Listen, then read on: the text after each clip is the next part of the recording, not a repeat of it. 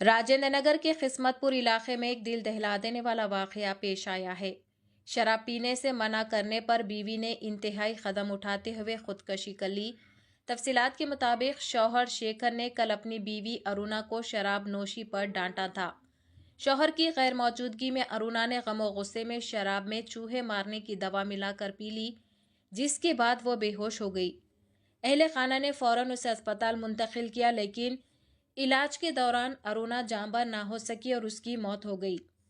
Rajendra Nagar police ने मुकदमा दर्ज करते हुए तहकीकात का आगाज कर दिया है। मुकामी अफराद का कहना है कि किस्मतपुर गांव में बेल्ट शॉप्स की तादाद तेजी से बढ़ रही है, जिसकी वजह से इस तरह के वाकयात पेश आ रहे हैं। अवाम ने महकमे एक्साइज से फौरी कार्रवाई का मुतालबा किया है। चैनल को लाइक करें, शेयर करें और फॉलो ज़रूर कर लें।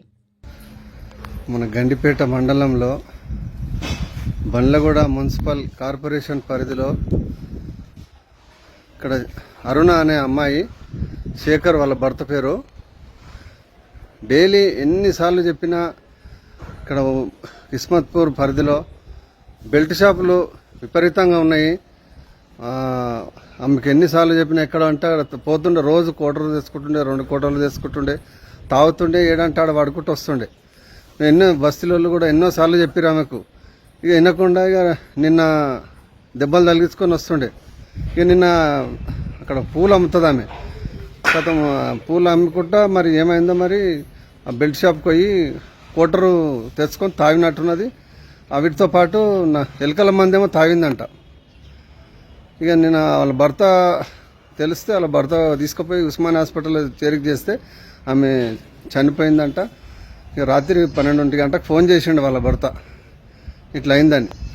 మరి ఇక్కడ కిస్మత్పూర్లో మరి విపరీతంగా ఈ బెల్ట్ షాపులు, మరి చిన్న చిన్న పిల్లలు, చదువుకున్న పిల్లలు, మరి వాళ్ళు తావి చదువుకునే వయసులో మొత్తం వాళ్ళు ఇదైపోతే మరి బాగుండదు. మన రాజేంద్ర నగర్ పోలీస్ స్టేషన్ వారు మరి వాళ్ళు పోలీసులు డ్యూటీ చేస్తారో మరి ఏం చేస్తారో తెలియదు. మరి వాళ్ళు బెల్ట్ షాపుల మీద మరి నిఘా ఏముంది?